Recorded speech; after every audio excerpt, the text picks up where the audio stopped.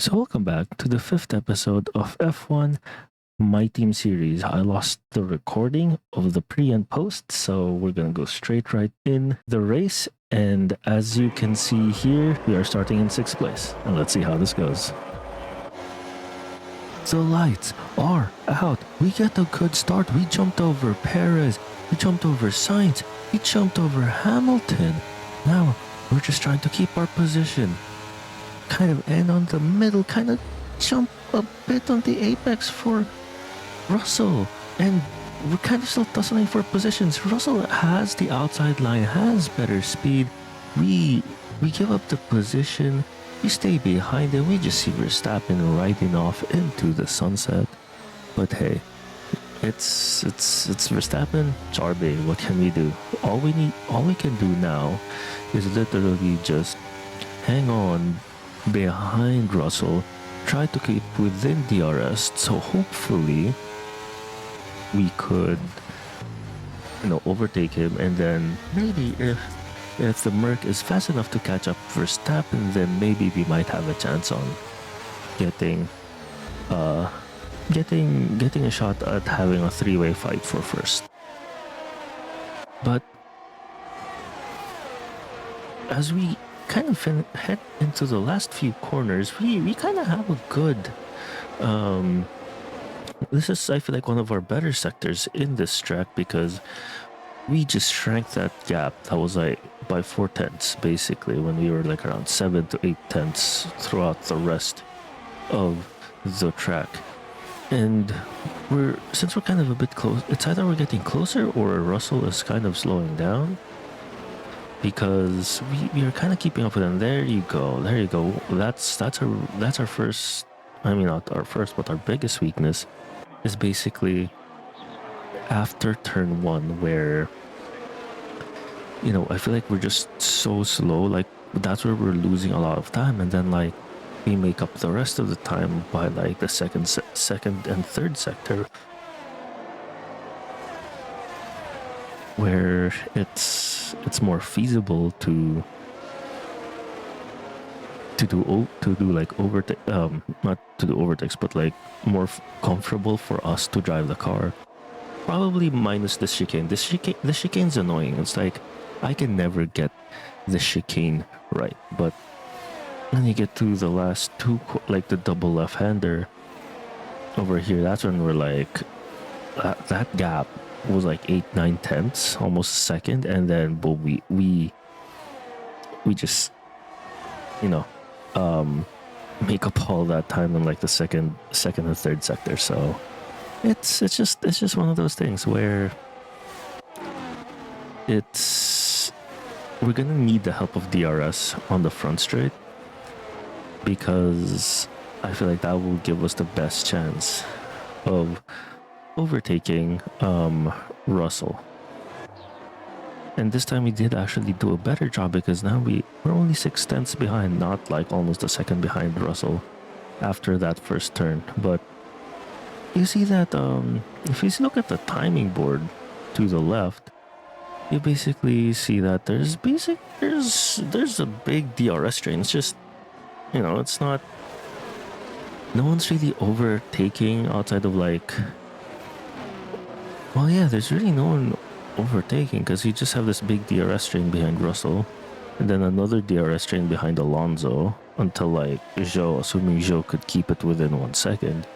But since it is the third lap, near the end of the third lap, let's see if we can make a move over here as we go wide into that corner.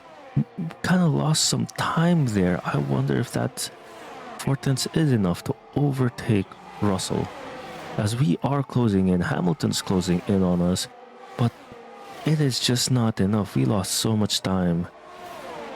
We lost the time we had in the first sector, that corner when we went wide, because if we didn't lose that time, we would have, in my opinion, had a chance to make a run on Russell. But right now, I feel like our car is just a bit too draggy, that we really don't have the straight line speed that the other cars most likely have, especially with the top teams like Mercedes, Red Bull, Ferrari. I feel like Ferrari is known to have a draggy car IRL, so I'm assuming they do have a bit of a draggy car in game. And we go out wide on that chicane, at the exit of that chicane, but it wasn't bad. It wasn't bad. But let's see if we keep this tidy right here, which we do, and we are smelling the gearbox of Russell's car right now, and that's 1/10. We slingshot TRS is open. We are gonna go through, but we need some help of that ERS. That's just how draggy this car is, and Russell was close to making a move on us, and Russell loses a spot to Hamilton as he was behind us when we made that on that exit, so that he kind of had to lift off a bit. Now we had a second gap, and we see Perez and Sainz behind, kind of tussling it out, but Sainz keeps the position. Now we are on the sector where I feel like our car is actually good at a bit of like I'd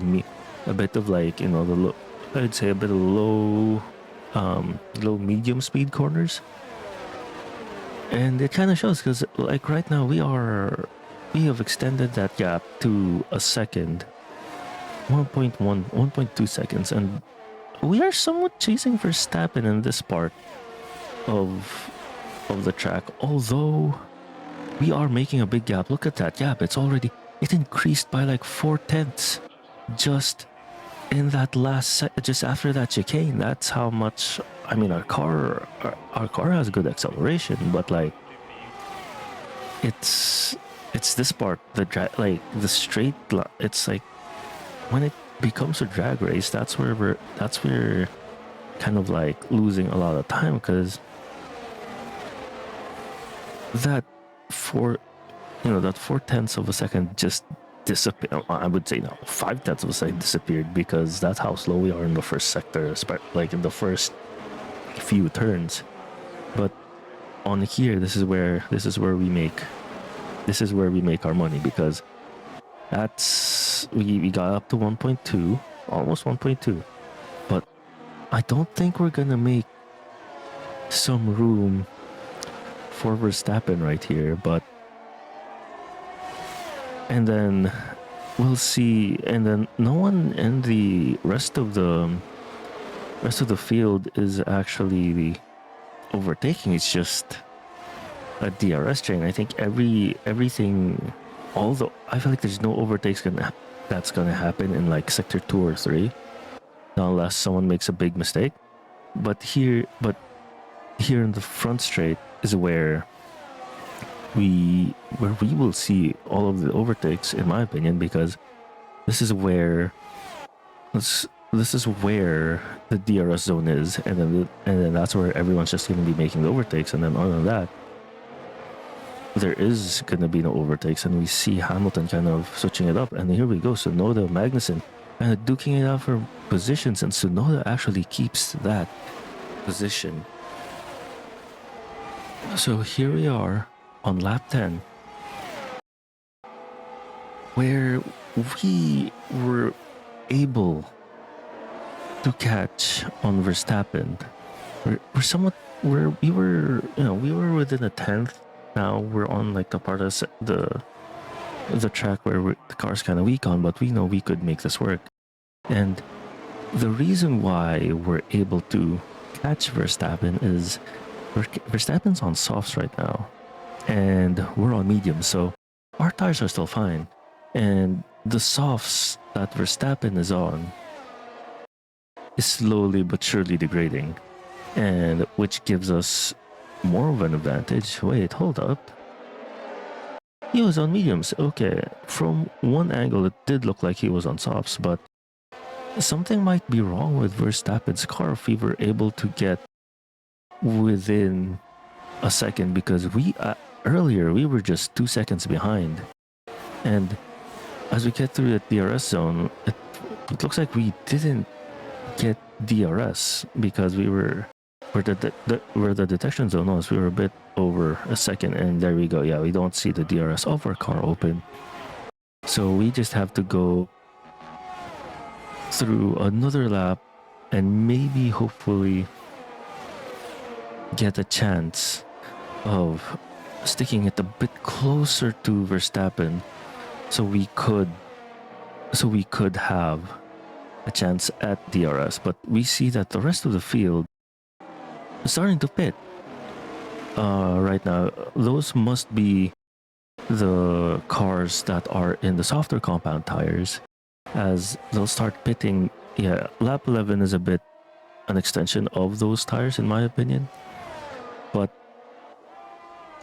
around, you know, it would be the halfway point for a lot of the cars. And yeah, it will basically be the halfway point for a lot of cars, especially on softs. I feel like if you're gonna push them back to 12, it's gonna be harder to manage. And here we go. Are we gonna be within DRS? I think we do. I think we are within DRS zone, so we'll see. We are now 7/10 behind Verstappen, heading into the front straight. Verstappen pits, and we pit as well. And we are not gonna push this tire any longer, but we'll see. Oh man, a lot of people are pitting. That is caused Verstappen to be held up right now. Verstappen is coming out, but do we come out in front of him? Yes, we do. When Verstappen pitted, he was held up because a lot of cars were coming in to the pits as well. So we do an overtake in the pits, and we come out with hard compound tires. And you guys must be thinking, why are you coming out in hard compound tires? You are crazy, you are insane. But here's the thing. Our car goes through tires, especially soft compound tires, like it was a hot knife slicing through butter. So that's why we opted with a harder compound, because we know that the soft compound tires will start fading away around 13%. Where that's the first, if I remember correctly, that's the first place you lose grip, and then makes you a bit slower. So now if we're on the harder compound tires, that kind of saves us that early degradation and allows us to comfortably push the car for the next 10, 11 laps. And Verstappen here also did the same thing. He also went on hard compound tires. So we are doing ourselves a really big favor. So did Hamilton. Went with the hard compounds. Leclerc, Sargent is yet to pit as we see him diving into the pits. And Norris, Ocon, Alonso is either still out on mediums, or he actually pitted for mediums. So that gives him a bit of advantage.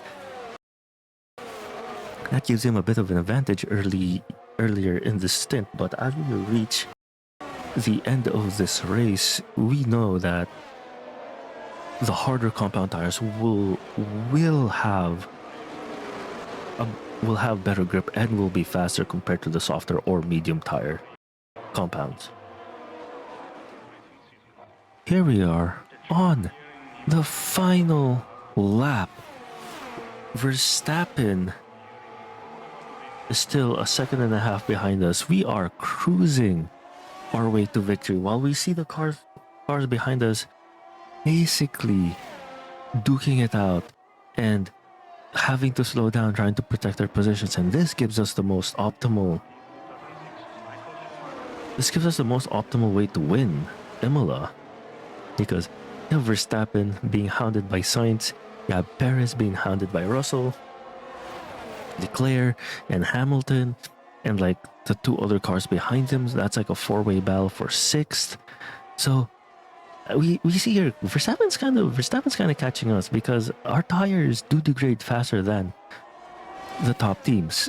Even though we do have harder compound tires, our car is still not that developed, and it's still not developed to hold up like the tire wear that the bigger the bigger competitors have researched. So we'll just have to see where we do. And we reached the finish line of this race, and we collect the checkered flag, and we win the Imola Grand Prix.